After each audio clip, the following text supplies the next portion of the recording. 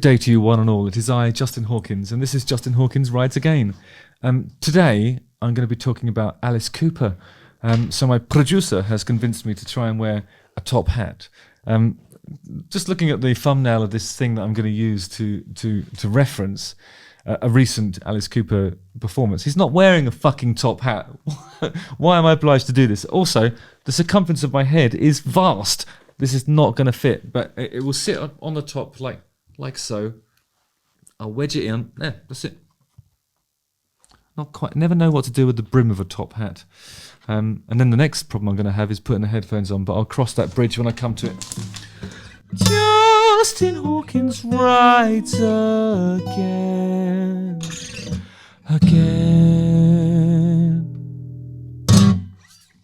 So, cranial accoutrements aside, Alice Cooper is a legend, isn't he? He's the guy who more or less invented and then reinvented shock rock. I also think that there's another guy that we probably ought to mention at this point, who's one of the early pioneers of this sub-genre of the noble genre of rock, and that would be Screaming Lord Sutch, who I did actually play him in a movie. I would never claim to be an actor. I think it's a role that they probably hoped Russell Brand would do, but I don't think Russell Brand appreciated the remuneration that was on offer, or timings, just timing. So I ended up doing it, and I feel like Alice Cooper and Screaming Lord Sutch come from the same sort of era, and were doing the same sort of thing. And Alice Cooper is the guy that, ended up doing it for 54 years. He's 74 years old, which is remarkable in itself. He's super fit, isn't he? I mean, he plays a lot of golf from what we hear and read. And he's considered by rock journalists and peers to be the godfather of shock rock. Over his career, he has sold over 50 million, that's 50 million records. And I expect a lot of that was in the 80s with that Poison. Remember how brilliant that song was?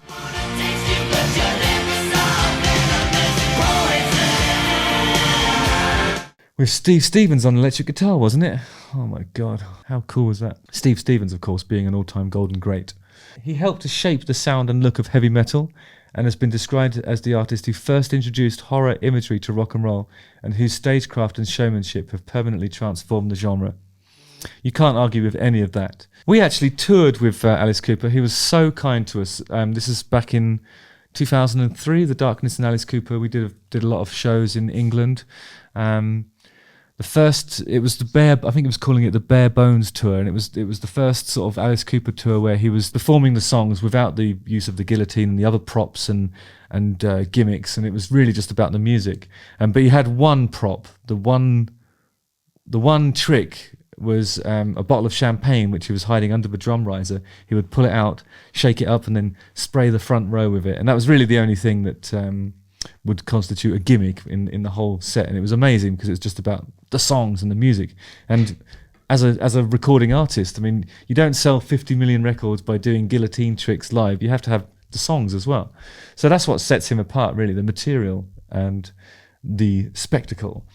Second to none, a real quality artist. Having said that, the first night we played with him, one of our guitar techs, who shall remain nameless, Rick, found the bottle of champagne under the drum riser during sound check, proceeded to drink it, which was, that's what we used to do in those days. If we saw alcohol, we drank it.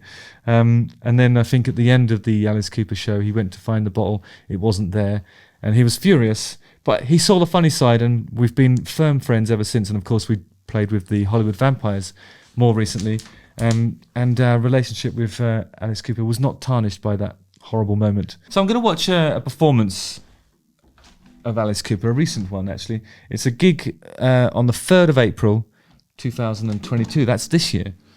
So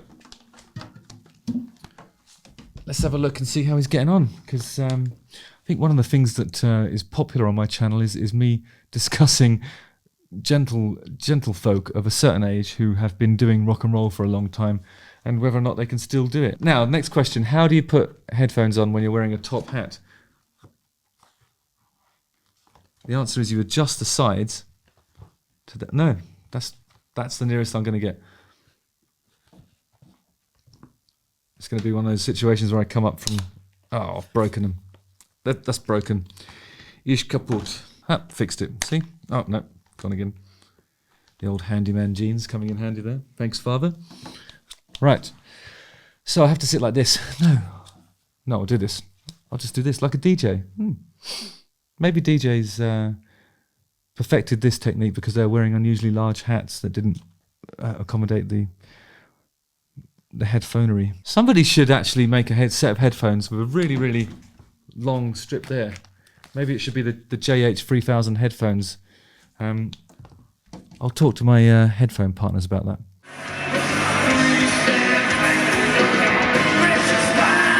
I know he is wearing a top hat.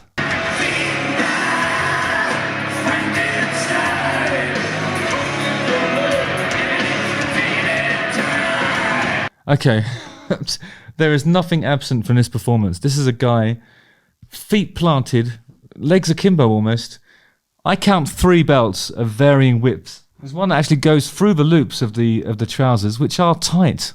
This is a pair of tight leather trousers. And the lower of the belts is what, I don't know why I'm focused on these belts, but he's got 3 belts on. A tailcoat, top hat. He's spinning the baton like a cheerleader. Is that what? Yeah, like a cheerleader.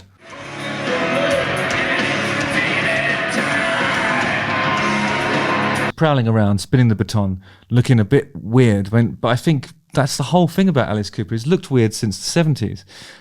And I think the older he gets, it's almost sort of more befitting of the character that he's created. And let's talk about the thing that usually suffers at this point in a person's career, the voice. It's fucking perfect.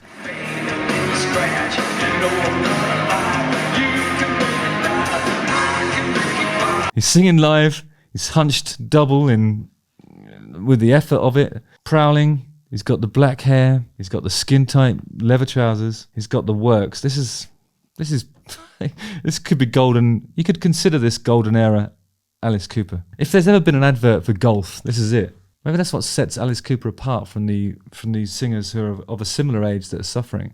It's his regime and his regimen, sports-wise, outside of the musical engagements that he has. I'm going to take up golf, just decided.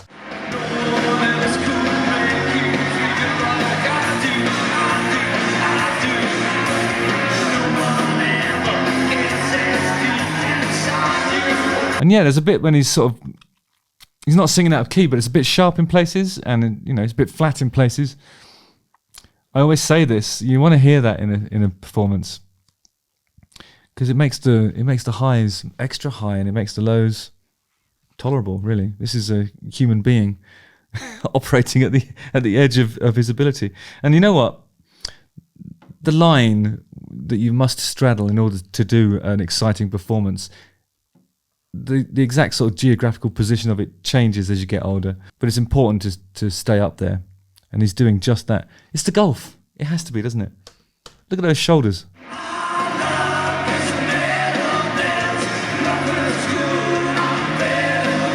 And the other thing about golf is, and I'll give you a little tip here, the swing, it's not your arms, it's not your shoulders, it's your abdomen.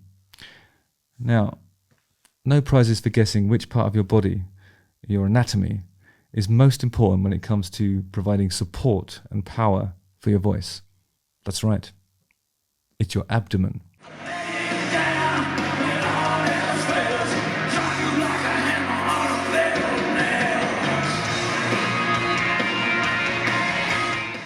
Bed of nails. It's kicking ass.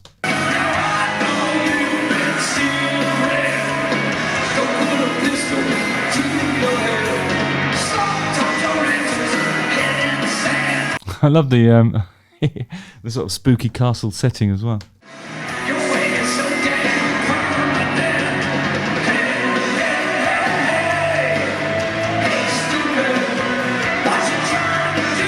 And then you've got Nita Strauss playing electric guitar, who is a phenomenal guitar player as well. He's surrounded by great musicians. I think is it Glenn Sobel on drums? He always leads an impressive pack of musos, and yet the focus is always him. He's He's always the guy. How does he do it? I think force of personality. You've heard his radio show. He's brilliant. He's just, I think he's one of those guys with the encyclopedic rock knowledge.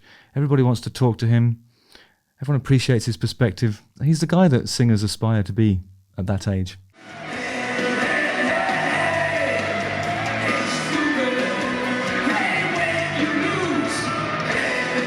And it never feels like a cash-in with Alice Cooper as well. It's always like the show that you see is kind of like they lavish a lot of the ticket money that they make on the production itself.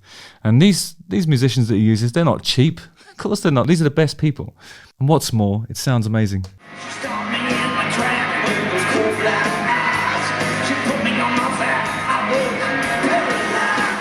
One thing that I was always impressed with Alice Cooper on the Hollywood Vampires tour is they do a cover of Sweet Emotion by Aerosmith. And I think Steven Tyler, young Steven Tyler songs are really difficult to sing. You need a certain throatiness to the vocal. And there's a lot of things to consider just in terms of how you sing.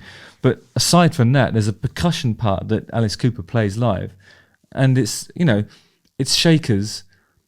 And I don't think shakers are as easy to play as they look, to be honest. It's he's just very good at it. He's actually a really good percussionist, a really amazing frontman, and a true legend who can still do it. So if you get a chance to go and see Alice Cooper play live, you won't be disappointed. I reckon he's up there with the Alice Cooper of the 80s, the Alice Cooper of the 70s. It's the same guy doing the same stuff in the same way. So please, to enjoy it. Just Hawkins writes again.